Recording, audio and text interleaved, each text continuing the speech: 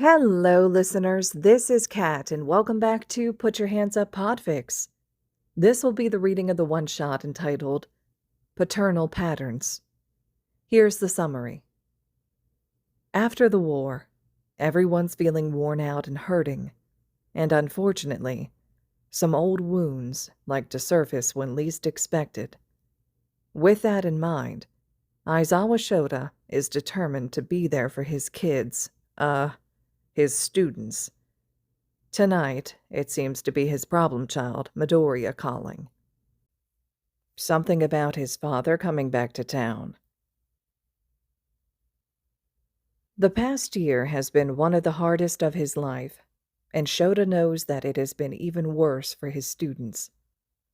No teenager could walk away from a literal war and not take on some scars mentally. So logically, Shouta adjusts how he approaches his students and makes sure to get the point across that they are not alone. They will always have someone they can talk to about those feelings. Even if Shouta isn't really the best option, he would rather it be him than no one at all. Shouta goes on to make sure all of them know that they could call him, no questions asked, whenever they needed him, that he would be there to listen. A few of them have called him in the past few months. One time Kirishima was in the middle of a panic attack once. It just hit him in the middle of the grocery store. He couldn't get himself out of it, so Shouta talked him through it till he could calm down enough to get back to campus. Shouta made sure to leave him surrounded by his friends before leaving the dorms that night. Kaminari called him one weekend, late at night, when he was visiting his parents, overwhelmed in panic from a nightmare. He begged Shouta to check on Bakugo, to make sure he was still alive. He couldn't stop sobbing about the fact that he couldn't get the memory of seeing his friend dead on the ground out of his head. Shouta didn't mind checking on Bakugo for him. They all were haunted about that. Luckily, there haven't been many times. The class has been helping stop each other from spiraling too badly. But it seems tonight is going to be another one of these calls for Shouta. The night has been quiet, just a routine shift. Even after the war, underground heroes still are seeing plenty of action. Desperate muggers to quick villains thinking that they can get away with stuff as Japan tries to recover. Tonight, Shouta hasn't seen anything. Just standard patrol. No activity. In fact, Shouta is about to call it a night when he feels his phone vibrate in the specific pattern he has for his problem class. He pulls out his phone and the screen alerts him that Midoriya is calling. The kid's supposed to be at his mom's right now. Did something happen while he was there? He knows Midoriya had trouble being away from Bakugo after everything, so it could be that again. Shouta lets out a sigh and braces himself for what's to come. He connects the call. Midoriya. Aizawa-sensei. His voice sounds rough, as if he's been crying. No surprises there. The problem child doesn't shy away from the waterworks. Hey, kid. What's going on? It's nothing. The boy chokes out. Are you safe? Do you need me to come get you? Shouta asks. Get the basics first, then figure out how to help. Midoriya just needs to be secure before anything else happens. I don't know. Shouta tries not to get frustrated at the kid. Shouta can't let his worrying get the best of him, but it's hard when he's not there. Shouta can't protect him if he's not there. You don't know if you're safe, or you don't know if I need to come? Shouta asks. Both. I don't actually know where I am, Sensei. Midoriya admits. Fuck. Great. Shouta pulls his phone away from his face and connects the call to his comm link. He uses his phone to pull up the UA tracking software. They don't use it often, only for emergencies. If Midoriya doesn't know where he is, then Shouta needs to find him. Midoriya rambles on. I needed to get away, and I wasn't really paying attention, and I just kept walking, and now I'm here, and I'm so tired and alone. I wanted to be alone at first, but now I don't want to be. That's okay. I'm looking up your location now, kid. I'll come get you. No. Midoriya stutters out quickly. You don't have to do that, Sensei. You're on patrol, right? So you are busy. Midoriya stutters out. My patrol time's up right now, and my priority will always be my students, which includes you. Besides, you aren't that far away from my location, so it's illogical for me to not come get you. Midoriya sniffles a bit and sighs out in relief, clearly wanting this outcome, even though he doesn't want to admit it. Shota's just glad Midoriya's letting him come without more of a fight. Sometimes his kids can be so stubborn. Midoriya chokes out and then clears his throat. Okay. See you soon, Sensei. Shouta isn't lying about the location being close by, and he's relieved he doesn't have to travel far. Midoriya seems to be at a bus stop, but in a part of Musutafu that's nowhere near UA or his mother's apartment. What got him so turned around that he ended up over there? I'll be there in a few minutes, okay? Just stay on the line, and don't move. Midoriya lets out a little of agreement. A few minutes later, Shouta touches down in front of the boy. He's sitting on the bench, leaning against the side of the bus stop shelter. His eyes are dull, staring straight ahead, not taking in anything. Midoriya. The kid jolts, his eyes widened, as he takes in Shota's form.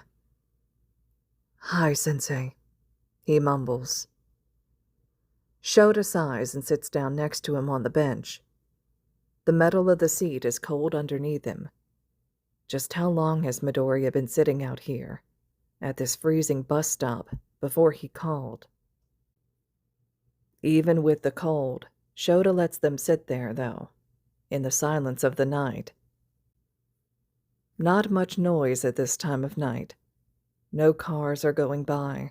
Most people are asleep in their beds in this neighborhood. Not much nightlife.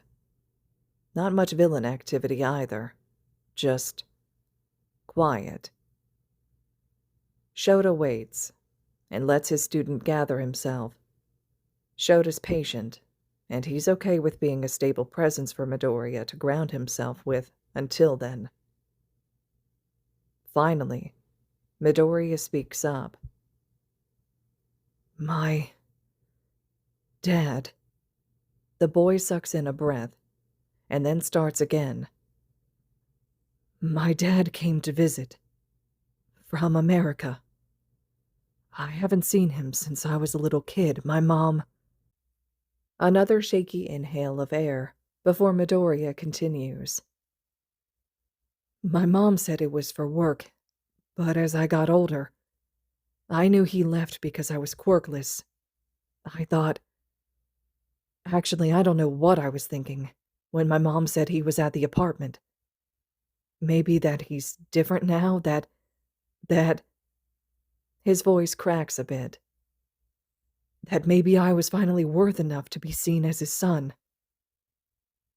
Midoriya grips his pants with his hands, trying and failing to stop them from shaking. It was nice at first. He said he was proud of me. That he couldn't believe when he saw the news that his son was a hero, on the front line saving Japan. He was just so excited, and said he wanted to come visit immediately, but with the reconstruction happening and the border being closed, he wasn't able to till now. But then he asked what happened during the war. Midoriya lets go of his pants to rub at his eyes as more tears leak out. He sniffles a bit too.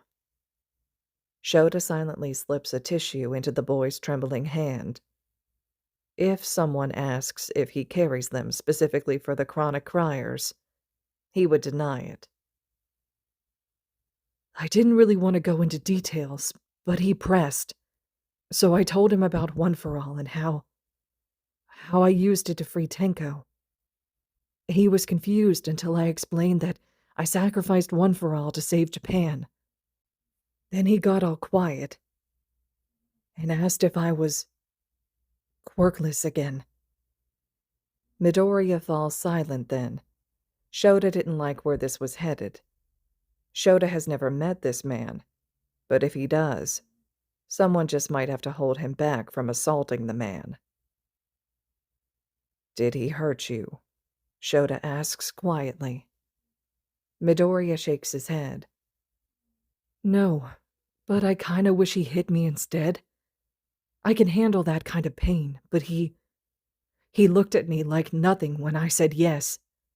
Like everything about me didn't matter again. And that's when I realized he will never see me. He only came to Japan because he was excited his son finally got a quirk, and now that I was losing it, there's no point. Midoriya's eyes glance up, meeting Shota's briefly, before falling back down, focusing on the ground. Is this all I'm going to be? Midoriya whispers. Some wash-up that did one good thing and that's it? That I'm never going to be enough? Shouta felt his heart drop. He sounds so broken. He's watched this kid go through so much and still bounce back. Well, maybe not bounce back, but he got through it. Maybe this was the breaking point. His student falling into pieces right in front of him. No way to stop it. Midoriya, Izuku. You are many things, but a wash-up is not one of them. You are a brilliant kid who has a bright future ahead of you. No sperm donor with an inferiority complex is going to change that. Midoriya lets out a surprised snort through his nose. He sniffles again, but at least there is a bit of a smile on his tear-tracked face. You think so, Sensei? I know so. Remember what I said that first day? That you were going to expel us. Shouta rolls his eyes. That I wouldn't keep people in my class who didn't have potential. You are still in my class, correct? Well, maybe I shouldn't be, Midoriya whispers. Shouta shakes his head. No, you belong in my class. I wouldn't change that for the world. His student squirms a bit. Really? Of course. Quirk or no quirk, you will always have a spot in my class, kid. I want you there. Besides, I think everyone else in your class would walk out and protest if someone tried to pull you out. In fact, I would probably join them, because that wouldn't be me pulling you out. Thanks, Sensei. His voice is quiet, but at least Midoriya seems to believe him. And he seems more grounded now, having talked about how he's feeling. Shouta watches a car pull onto the road, a car that he recognizes, one that he sees almost every day in the UA parking lot. He shouldn't be surprised to see it, considering the owner. Before the car even fully stops in front of them, the passenger side door is being thrown open. Out pops Midoriya Inko, eyes fresh with tears just like her son. Izuku! she cries as she steps forward. Midoriya blinks in surprise as he takes in the scene before him. "Mom?" he asks, clearly not expecting to see her. "Oh, my baby," she says as she pulls her son into a hug. "I'm so sorry he said those things to you. Once you left, I gave him a piece of my mind. He is not staying at the apartment anymore. In fact, he's not invited back at all. For all these years, that man still hasn't changed." She pulls back and huffs. Shouta tries to not smile. At least Midoriya's mom seems to be all right. Having at least one good parent helps a lot. "But, Mom, how did you even find me?" Midoriya questions. "That would be me, my boy." Shouta watches as Yagi steps out of the driver's side.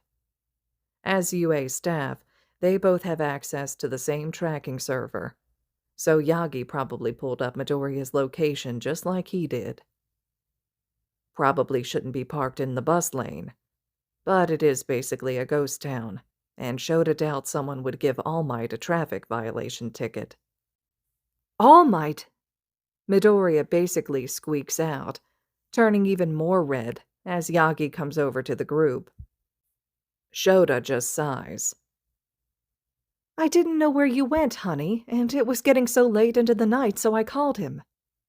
Her eyes drift over to Shouta. "Though I guess I should have called your homeroom teacher as well." "Sorry, All Might was the first one I thought of. So Izuku called you? Thank you for coming out here, Aizawa." "I told all my students that I would come help them no matter what. That includes dealing with shitty fathers." Yagi sputters a bit at Shota's choice of words, but Inko takes it in stride. She even laughs a bit. "Yeah, unfortunately that seems to be the case." Inko agrees. Shouta watches as Midoriya keeps glancing between the three of them, seeming to still be in a bit of shock. Shouta stands up from the bench and puts a hand on Midoriya's shoulder. "Come on, problem child. It's cold, and we have a car here now. Let's get you home, okay?" The kid grimaces a bit as he stands up and bows his head. "Sorry for causing so much trouble. I wasn't thinking when I left." "Nonsense, my boy. From what your mother told me, he said plenty of unkind things to you, words that were uncalled for. Anyone would be upset about that. If your mother hadn't sent him away already. I was tempted to go after him myself," Shouta adds on. "He will not have someone berate his students like that." "Sensei," Midoriya says, going red all over again. Now, just get into the car and we can talk more where it's warm. And maybe lay off on the threats," Yagi says as he pulls Midoriya up to his feet. Yagi guides the boy to the other side of the car, and they both get into their respective seats. Shouta huffs and rolls his eyes at the threat comment. "Fine, but if he tries anything else..." "After I told him off, he said he was going to change his flight back to be earlier. I don't think he's planning to stay in Japan much longer," Inko says as she gets in the back to sit next to her son. Shouta takes a seat next to Yagi, and the man pulls away from the bus stop. The car ride is quiet, and Shouta glances at the backseat occupants through the rearview mirror. The scene is quite cute as he watches his student lean his head onto his mom's shoulder. Between Midoriya's excursion and the lack of sleep he knows the kid is dealing with, it's no surprise, as the kid seems to fall asleep as they head back to the Midoriya household. The adults stay silent as they drive, to let the boy sleep in peace.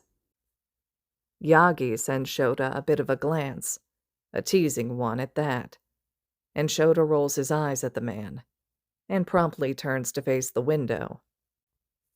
He cares about all his students. He just wishes his fellow teachers wouldn't tease him about it as much. His class has been through too much, He won't stand by when they are hurting. He's failed them enough, with them having to go to war at such a young age. And he will help them with other stuff, the villains that don't end up on the news.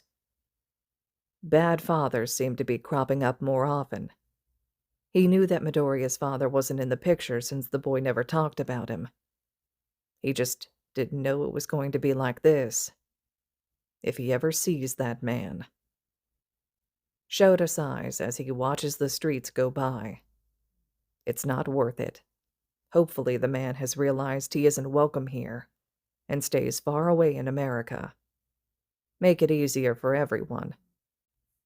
He knows Yagi basically fills the role as Izuku's father more than that man ever will.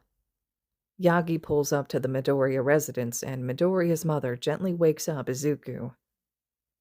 The boy blinks at them all sleepy and then sits up straighter, realizing he fell asleep. "Come on, Izuku. I can't carry you inside anymore." Midoriya-san teases her son. Midoriya blushes again. "Mom, I can walk fine. I didn't mean to fall asleep anyways."